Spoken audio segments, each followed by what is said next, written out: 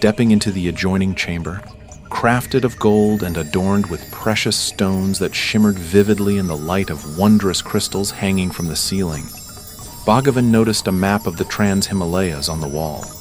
It marked all the halls and labyrinths of the underground city.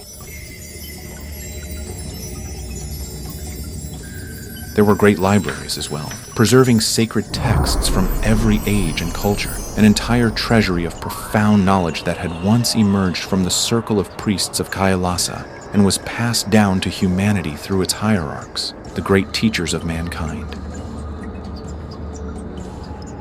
The map also marked laboratories where mysterious, enigmatic experiments were carried out. There were vaults as well, where the bodies of people from every race and nation on Earth lay in a state of suspended sleep. Giants and dwarfs were there, Atlanteans and Lemurians, African, Americans, and Chinese. In this way, the genetic blueprints of all humanity were preserved. The map also showed the southern entrance to the Trans-Himalayas, used by spiritual seekers coming from Tibet, China, and India. Bhagavan, however, had entered through the northern passage located within a sacred cave. The southern entrance lay near the source of the Brahmaputra River, hidden beneath one of the waterfalls formed at the very beginning of its course. A rushing curtain of water concealed the passage into the mysterious grotto. The Trans-Himalayas themselves stretched from the sacred mountain to the Brahmaputra. Though the land of the initiates was small, it safeguarded and guided the course of spiritual evolution across the entire earth. There was no knowledge, no skill, no spiritual teaching that did not originate there.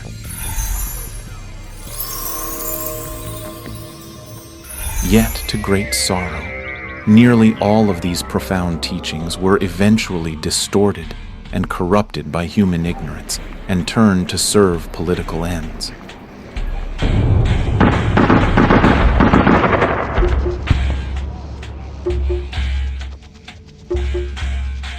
Bhagavan was absorbed in these thoughts when Jesus Christ and Gautama Buddha approached him. Reading his thoughts, they shook their heads with quiet sympathy. If I were to come now to the Christian shepherds, they would crucify me again. Great misunderstanding awaits you, Brother Bhagavan. Yes, it will not be easy for you to bring the truth to humanity. And yet I gently envy you, for the world has not yet seen anyone as enlightened as you. You carry the complete teaching of the circle of priests of Kailasa, while we carried only parts of it. I have simply stood on the shoulders of giants.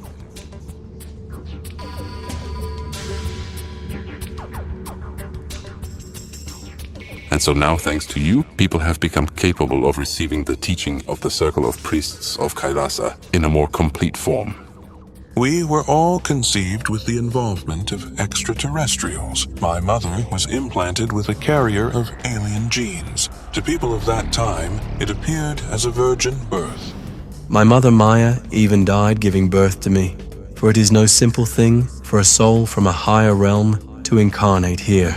But soon, all people on Earth will be born in this way, with the introduction of more highly developed genetic material. Then greater beings will begin to incarnate on Earth. On the adjacent wall, Bhagavan noticed a strange image, an eye set within a triangle. The eye gazed through a haze of shifting, multicolored lines, within which one could make out the outlines of bizarre creatures, plants, palaces, and all manner of other forms. Beyond this, the eye's gaze extended into the vast body of a human being, looking through his eyes and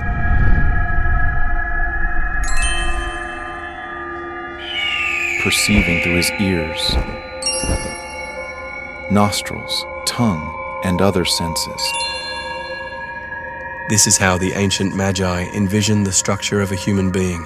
The I within the triangle is the person themselves, their consciousness, their spirit, the divine spark, a fragment of the Absolute.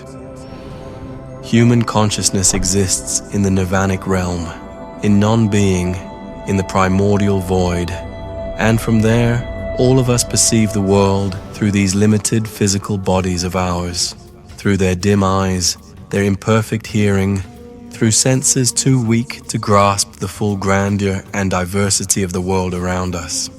The triangle containing the I represents the three fundamental qualities of consciousness: attention, through which consciousness perceives the world, will, which directs that attention, and grace, the channel that connects our individual consciousness to the cosmic Father, the universal consciousness.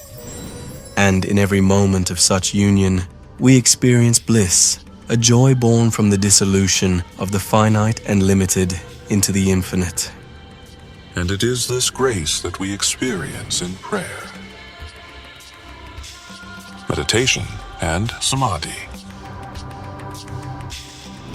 But many remain asleep, identifying themselves with the instruments through which they perceive the world, with the body, the senses, and the mind. Yet, these are merely like a pair of glasses or a microscope through which you observe reality.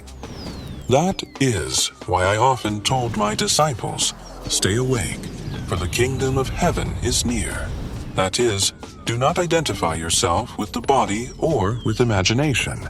Remember that you are consciousness, spirit, temporarily dwelling in this body, in this world. Do not place too much importance on this world, for the body is nothing more than a prison for your spirit.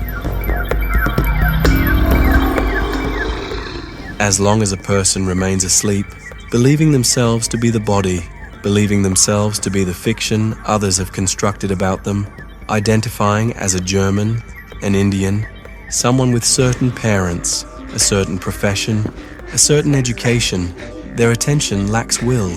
It is controlled by the external world, turning the person into a puppet. They are made into a soldier, fulfilling an international duty in war, a builder of a bright future for the state, an appendage to machines and factories. But a person who realizes themselves as consciousness, as spirit, can exercise their will and begin to direct their own attention, turning it towards self-knowledge, toward God. And then they become free, attaining enlightenment, nirvana. No longer will they be a puppet in the hands of advertising, politicians, and clergy.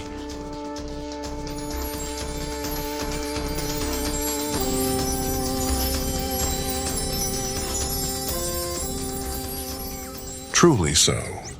It is for you to carry this knowledge. Your time has come to save this world, my brother. But we will all be with you. Just tell my devotees not to repeat my name mindlessly. Let them say it even once, but with love. For whatever a person focuses their attention on, that is what they receive. One who focuses on wealth gains wealth.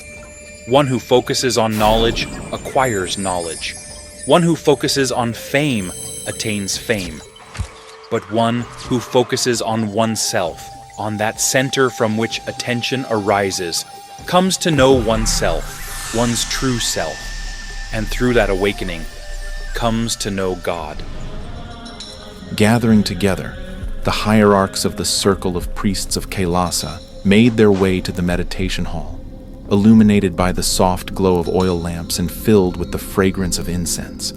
They sat in a circle in the lotus position and entered a state of Mahasamadhi, dissolving into God, so that, letting go of the self, they might become one with Him. May the path to union with God be opened to each of you through the sacred teaching of the Circle of Priests of Kailasa.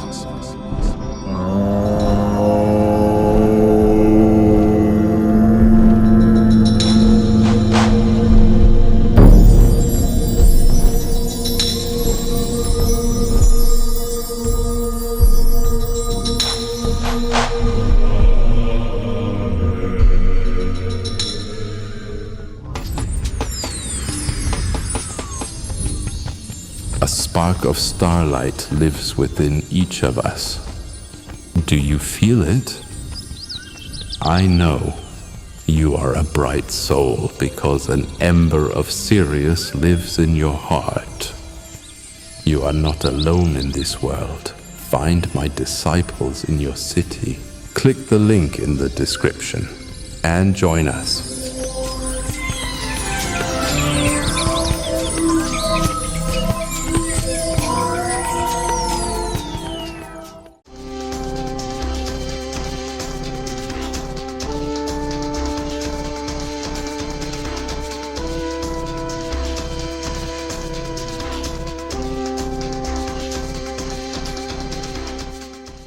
In our extreme times, when the fate of the entire planet is at stake, it is crucial for the knowledge of angels and benevolent spirits to spread as quickly as possible, globally, and reach thousands of people. In this way, we can change the future of all humanity. Which is why we are addressing you, dear soul of light. Spread the knowledge about our wise books and films. Share links to videos or cartoons. All of this is available and free. Invite women to individual practices, webinars, and seminars. And the Great Spirit of Light will help you and your family. It will direct an enormous amount of energy to fulfill all your desires.